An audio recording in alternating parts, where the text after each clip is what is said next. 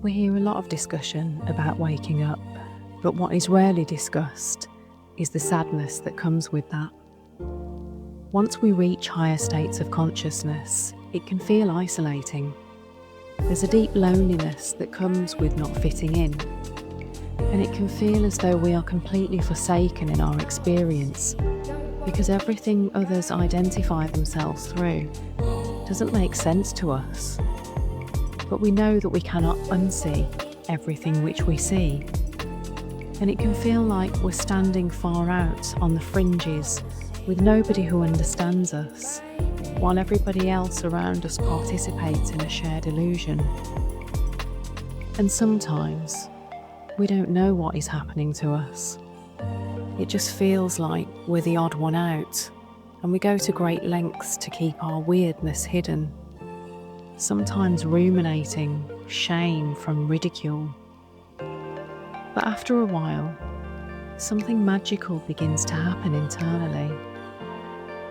What feels like broken pieces of ourselves begin to fall into place, and as they do, a sense of calm comes over us.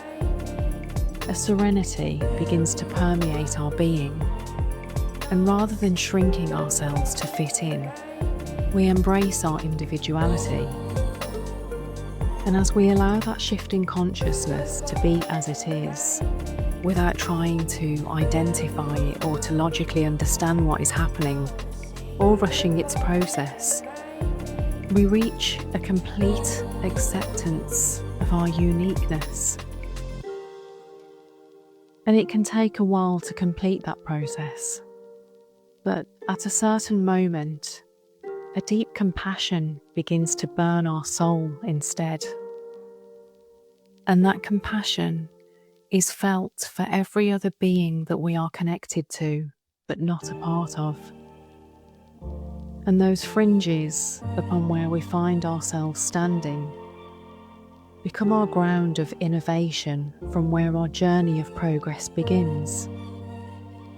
And it's only once we have allowed our fragmented pieces to reorganise themselves in their own time that we understand. And in our understanding, we experience such peace in solitude that we would no longer choose to have it any other way.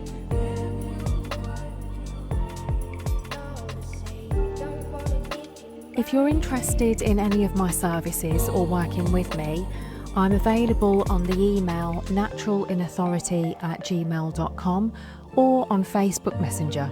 Thank you.